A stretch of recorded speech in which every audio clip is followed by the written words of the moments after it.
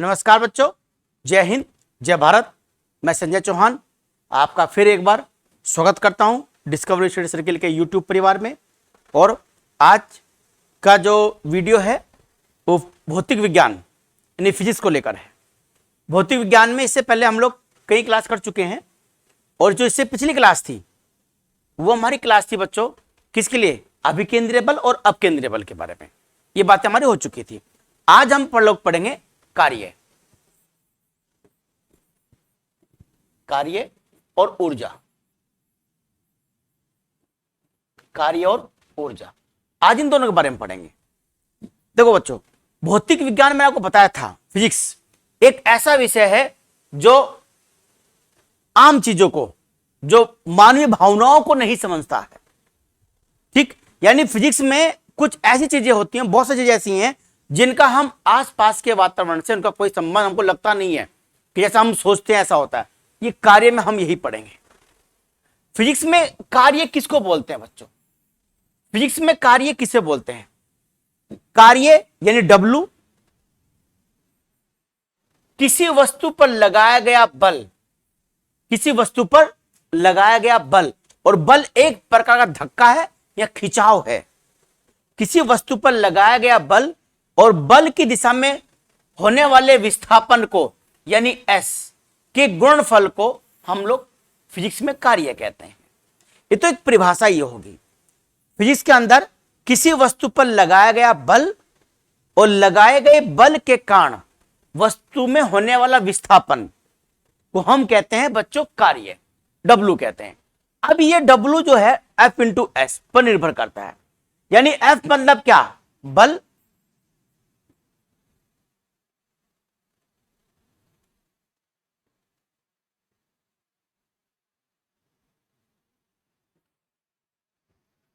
F क्या?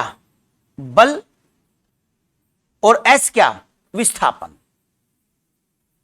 विस्थापन ये दो के गुणनफल के बराबर क्या होता है?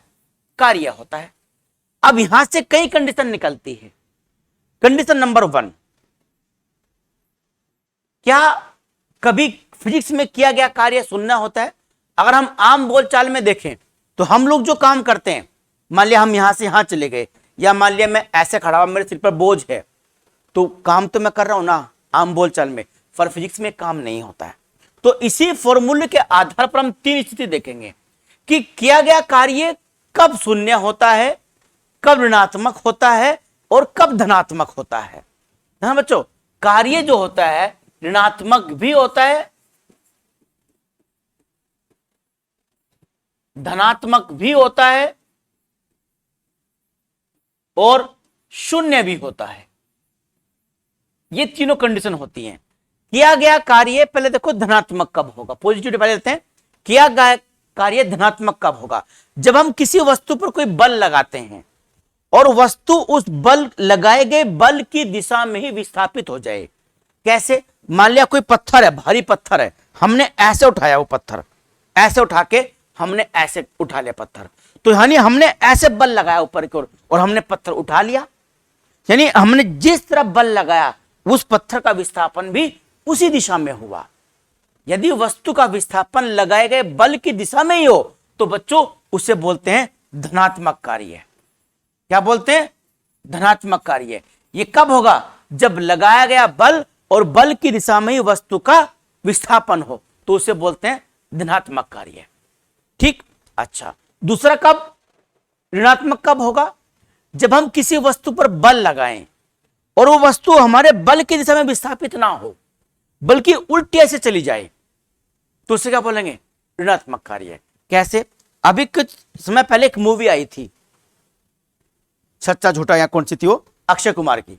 उसमें होता ना रोलर, पत्थर फोड़, वो खरीदता है वो नगर पालिका से, उसको मिलता है वो, तो वो एक बार पत्थर फोड़ ऐसे ढलान पे नीचे आता है ऐसे, तो बहुत सारे उसको ऐसे रोकते हैं, ऐसे पर दबाव बनाते हैं, बल लगाते हैं, फिर भी क्या हो रहा, वो ऐसे नीचे आ रहा, ऐसे दम लगा रहे और रोड रोलर क्या वो वापस ऐसे आ रहा।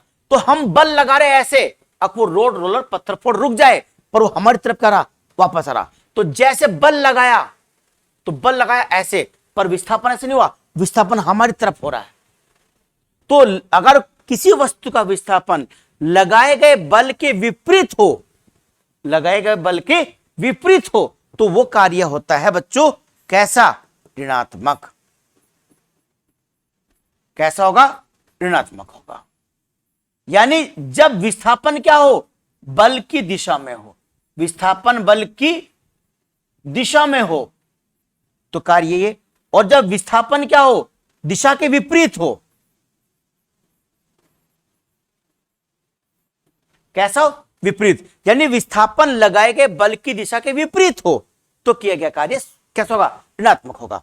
पत्थर को ले लो, पत्थर उठा रहे ऐसे आप, हमने उठा लिया, हमारे लिए तो कार्य धनात्मक है, पर गुरुत्व बल के कैसा कार्य हो? ऋणात्मक। क्योंकि गुरुत्व बल क्या कर रहा है? वस्तु को ऐसे अपनी तरफ खींच रहा है और हमने ऐसे उठा लिया, तो उस बल के क्या हमने विपरीत कार्य किया, तो गुरुत्व बल द्वारा किया गया कार्य ऋणात्मक और हमारे द्वारा किया गया कार्य धनात्मक। कि हमने जिस दिशा में बल लगाया विस्थापन भी उसी दिशा में हुआ। गुरुत्व बल ने नीचे की ओर बल लगाया पर वस्तु ऊपर की ओर विस्थापित हुई, और अगर विस्थापन विपरीत दिशा में हो तो उसे क्या बोलते हैं? ऋणात्मक बोलते हैं। अब बच्चों शून्य कैसे होगा? ये देखिए किया गया कार्य शून्य कैसे होगा? शून्य तब होगा कार्य बच्चों, ध्यान रखिएगा, किया गया कार्य शून्य तब होगा जब विस्थापन शून्य हो।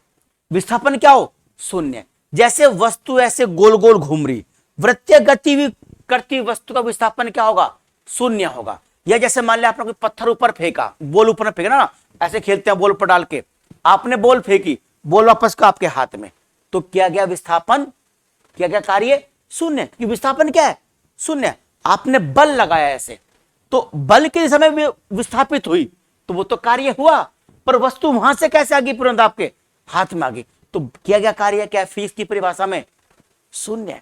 कि विस्थापन क्या है? शून्य। तो जब अशून्य होगा तो डब्ल्यू भी क्या हो जाएगा?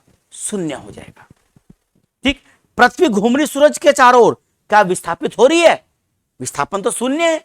जब विस्थापन शून्य है तो किया गया कार्य भी शून्य होता है।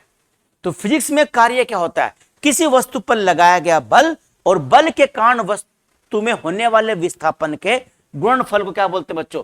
कार्य बोलते हैं। ये कार्य धनात्मक भी होता है, ऋणात्मक भी होता है, शून्य भी होता है। धनात्मक कब होगा? जब वस्तु का विस्थापन लगाए गए बल की दिशा में होगा, और ऋणात्मक कब होगा? जब वस्तु द्वारा लगाए गए बल के विपरीत विस्थापन हो। और शून्य कब होगा? जब वस्तु किसी वृत्तीय मार्ग पर गति कर रही हो, या फिर वस्तु का विस्थापन भी क्या हो? शून्य हो, या वस्तु क्या हो? विराम अवस्था में हो, वृत्तीय गति कर रही हो। जब वृत्तीय गति ना तो विस्थापन शून्य होता है। विराम अवस्था में हो या लौटकर वहीं वापस आ गई हो, पृथ्वी ऐसे घूम रही सूरज के चारों ओर, तो विस्थापन क्या है? शून्य। क्या कार्य? शून्य। ठीक। यानी जैसे मैं ऐसे खड़ा, कुछ नहीं कर रहा, मैं विराम अवस्था में हूं, तो किया गया कार्य क्या होगा? मेरा शून्य होगा। जब तक विस्थापन नहीं, जब तक कार्य नहीं। विस्थापन लगाए गए बल की दिशा में हो धनात्मक, दिशा के विपरीत हो ऋणात्मक। बस ये बात आपको समझा नहीं थी इस वाले पॉइंट में। अब आगे बढ़ते हैं, ठीक ना। ये देख लीजिए आप, धनात्मक ऋणात्मक कब होगा और शून्य कब होगा? शून्य कब होगा बच्चों? जब वस्तु वृत्तीय गति करती हो। कैसी गति करती हो? वृत्तीय गति करती हो। या वस्तु कैसी अवस्था में हो? विराम अवस्था में हो। वस्तु विराम अवस्था में, या फिर वस्तु जहां गई वहीं से वापस आ जाए, तब तो विस्थापन शून्य। यानी विस्थापन शून्य तो कार्य शून्य होगा। अब देखते हैं बल का जो है बच्चों मात्रा क्या होता है। बल W यानी कार्य इजिकल टू बल गुणा विस्थापन। तो ऐसा ही मात्रक क्या होगा इसका? बल का मात्रक क्या? न्यूटन। विस्थापन का मात्रक क्या? मीटर। न्यूटन मीटर मात्रक, न्यूटन मीटर होता है इसका मात्रक। ऐसा ही मात्रक, पर जो बच्चों प्रायोगिक मात्रक है वो कौन सा मात्रक है जो हम मात्रक प्रयोग में करते हैं?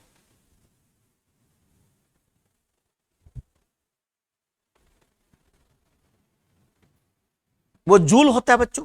क्या होता है? जूल। प्रायोगिक मात्रक क्या है? जूल है।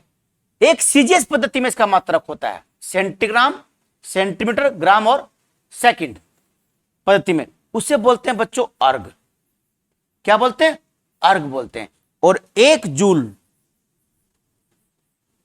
बराबर होता है 10 की पावर 7 अर्ग, 7, 10 की पावर 7 अर्ग। सीजीएस छोटा मात्रक है, जूल बड़ा मात्रक है, जो हम लोग एमकेएस पद्धति में इस्तेमाल करते हैं जूल को। ये छोटा मात्रक है। तो बड़े के, जब हम छोटे को ना बड़ा, छोटा बड़ा कब होगा? जब ज्यादा बढ़ेगा। मान लिया हम बड़े हैं, हमारा बच्चा छोटा है, तो धीरे धीरे क्या होगा, वो बढ़ेगा, तो हमारे बराबर आ जाएगा। जब बराबर आ जाएगा तो क्या होगा, उसकी वृद्धि होगी ना। तो जो अर्घ बड़ा कब होगा जूल के? जब हम कुछ गुणा करेंगे बड़े से, तो 10 की पावर 7 यानी करोड़। कितना? 1 करोड़ के बराबर। 1 करोड़ अर्घ बराबर 1 जूल के। पर कई बार उल्टा पूछ लेता है, 1 अर्घ बराबर कितना जूल? उल्टा कर दीजिए बस, 10 की पावर -7 जूल, 10 की पावर -7 जूल। क्योंकि जूल का हमको क्या करना पड़ेगा, हमारा बिटवा छोटा है तो हमें उसकी ना हाइट के बराबर आना पड़ेगा, तो छोटा होना पड़ेगा, ऐसे होना पड़ेगा, छोटा होना पड़ेगा ना।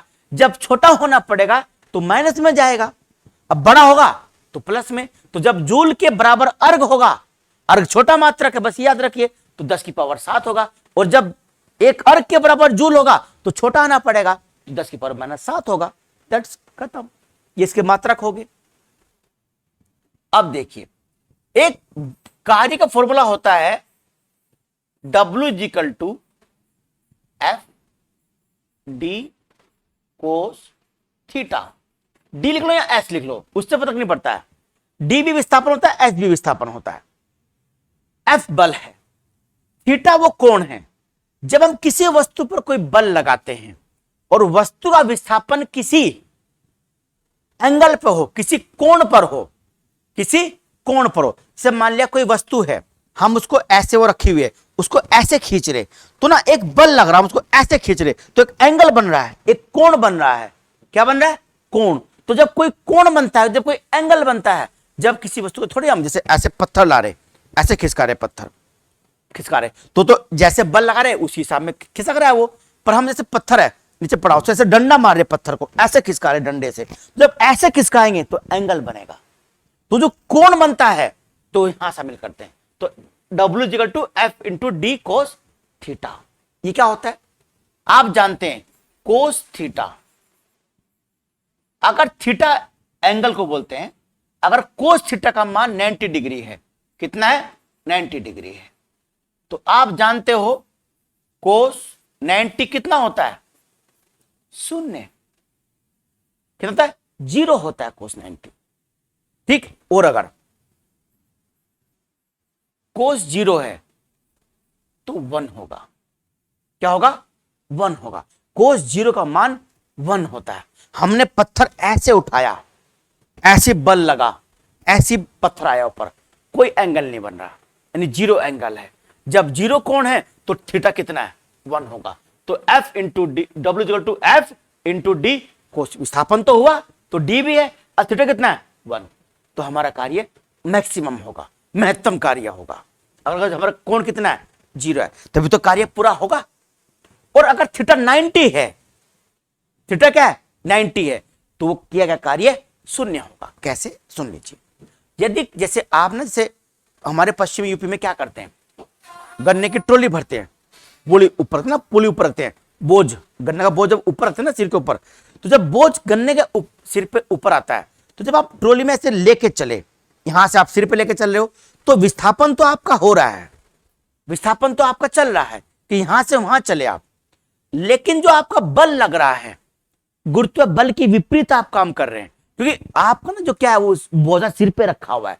जब बोझा सिर पे रखा हुआ है, गुरुत्व बल नीचे की ओर खींच रहा है, आप उसको ऐसे रखे हुए हैं, गुरुत्व बल क्या कर रहा है? नीचे कर रहा है, आप ऐसे चल रहे हैं, तो गुरुत्व बल और बोझ के बीच में ऐसे, गुरुत्व बल ऐसे और आप ऐसे बोझा रखे हुए हैं, तो 90 डिग्री का कोण है। कितना कोण है? 90 डिग्री का। जब कोस 90 90 डिग्री होगा, कितना होगा? 90 डिग्री। तो कोस 90 कितना? 0।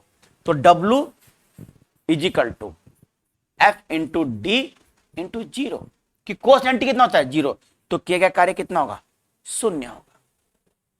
क्या कार्य? 0 होगा। अब एक व्यक्ति है, सिर पर बोझा रख के खड़ा हुआ है, ऐसे, ना काम कर रहा है ना हो रहा है, सिर्फ ऐसे खड़ा हुआ है, तो गुरुत्व बल उसको अपनी तरफ खींच रहा है, ऐसे करके खींच रहा है, वो चल नहीं रहा व्यक्ति। जब वो चल नहीं रहा है तो विस्थापन क्या है, शून्य। तो डी क्या है, शून्य। तो किया गया कार्य भी क्या होगा, शून्य होगा। कैसा होगा, शून्य होगा।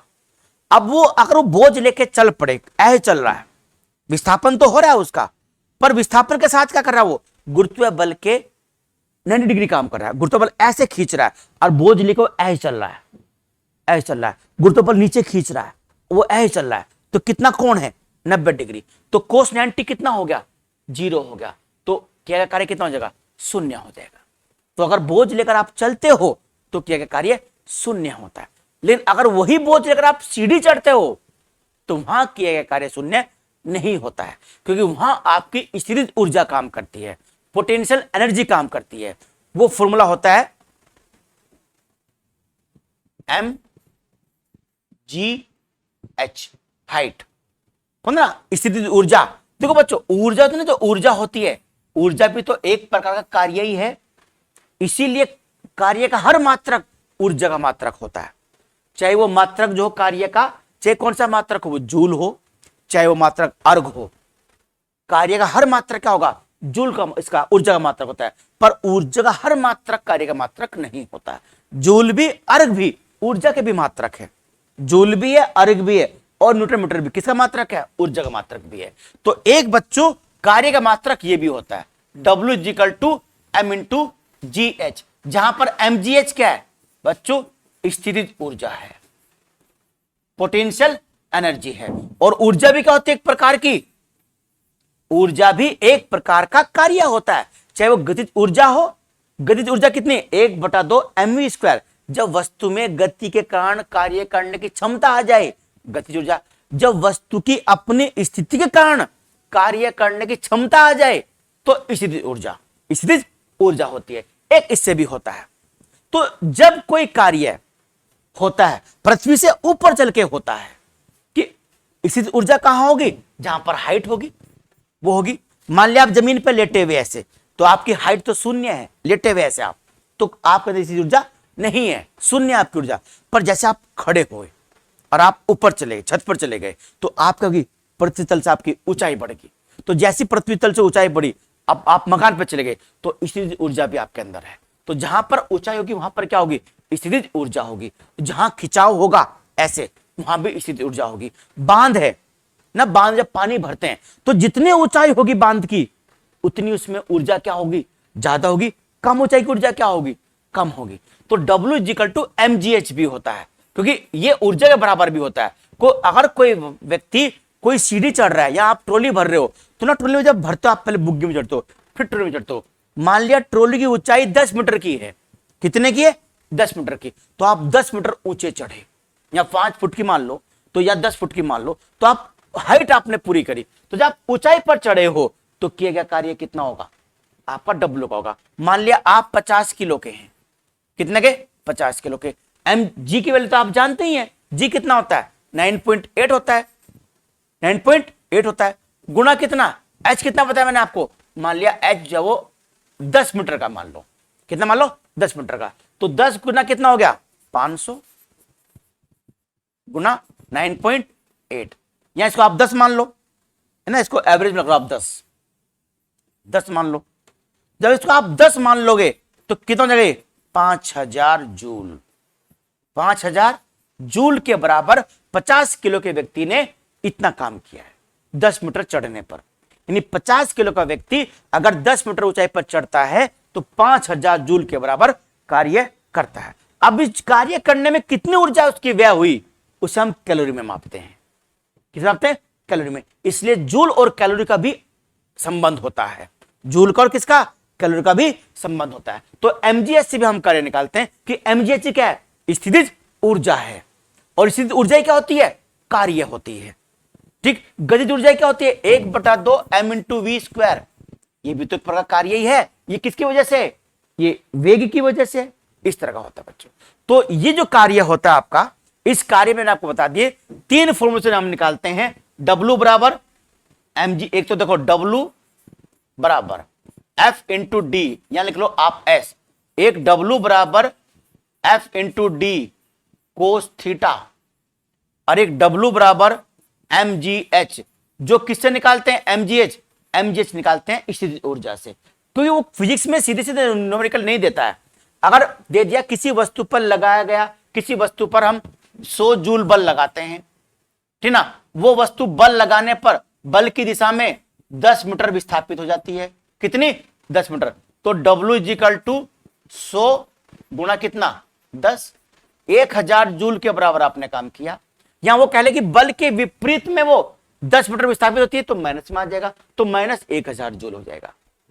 ये फिजिक्स की परिभाषा में है, ठीक। ऐसी कोस थीटा है, मान लिया कोई वस्तु है, हम किसी वस्तु को बल लगाते हैं, और जब हम बल लगाते हैं उस वस्तु पर, तो W इजिकल टू F, मान लिया कोई बल दे रखा उसने, बल भी देगा, कितना न्यूटन बल लगाया है, विस्थापन भी देगा, और क्या करेगा वो? थीटा भी देगा, ठीक। अगर बल नहीं देगा तो बल के लिए कोई और फॉर्मूला चाहिएगा, F equal to M into A, द्रव्यमान देगा, त्वरण दे सकता है, ठीक ना, कई बार त्वरण निकालना पड़ता है, तो डी कोस थीटा। तो थीटा कहां होगा? जहां बल और विस्थापन के बीच में कोई एंगल बनेगा, कोई कोण बनेगा, वो कोण हमारा 0 से लेकर कहां तक? 90 तक हो सकता है। अगर 0 है तो कोस 0 इजिकल टू 1 और कोस 90 इजिकल टू 0, ये होता है स्थिति। तो इसे निकालते हैं। वस्तु कोई ऊंचाई पर जा रही है, ऊंचाई पर से कोई चढ़ रहा है, मान लिया कोई ट्रॉली चढ़ रहा, कोई सीढ़ी चढ़ रहा, कोई बिल्डिंग चढ़ रहा, मान लिया आपका मकान 4थी मंजिल पर है, 4 सीढ़ी हैं, एक की ऊंचाई 10 है, तो 40 होगी, तो आप 40 मीटर आप रोज चढ़ते हो ऊपर। कितने मीटर? 40 मीटर आप रोज चढ़ते हो, है ना। जब 40 मीटर आप रोज चढ़ रहे हो तो किसमें? एच में आ जाएगा, गुना कितना? इसको आप 10 मान लो। द्रव्यमान, आपका वजन कितना मान लिया? आपका वजन 80 किलो है, तो 80 गुना 10 गुना 40 कितना? 8 चौक 32 और 1 2 3, 3200 जूल आप कार्य करते हो रोज। देखिए आप कितनी एनर्जी आपकी वेस्ट होती है, ठीक ना। 32,000 जूल आप रोज कार्य करते हो, तो कितनी एनर्जी? जब तो बोलते डॉक्टर सीढ़ियां चढ़ो, तो सीढ़ी चढ़ने का मतलब क्या है? आपको कार्य करना पड़ेगा, जूल इतनी एनर्जी आपकी वेस्ट होगी। इसे सीढ़ी चढ़ना मोटे लोगों के लिए अच्छी बात होती है, ठीक है बच्चों। तो ये तो हमारा कार्य होगा। अब जो हमारी जो नेक्स्ट क्लास होगी बच्चों, वो ध्यान रखिएगा, वो होगी ऊर्जा के लिए। किसके लिए? ऊर्जा के लिए। अब उसमें हम लोग ऊर्जा ना, वैसे तो ऊर्जा कई तरह की होती है, ठीक ना, कई तरह की ऊर्जा होती है, स्थितिज ऊर्जा, गतिज ऊर्जा, विद्युत ऊर्जा, यांत्रिक ऊर्जा, बहुत सारी ऊर्जा है। लेकिन इन ऊर्जा को हम 2 ही पार्ट में बांट के पढ़ेंगे, स्थितिज ऊर्जा, स्थितिज ऊर्जा और गतिज ऊर्जा, इनको पढ़ेंगे। बाकी ऊर्जा संरक्षण का नियम भी पढ़ेंगे नेक्स्ट क्लास में, ठीक है बच्चों। जय हिंद, जय भारत।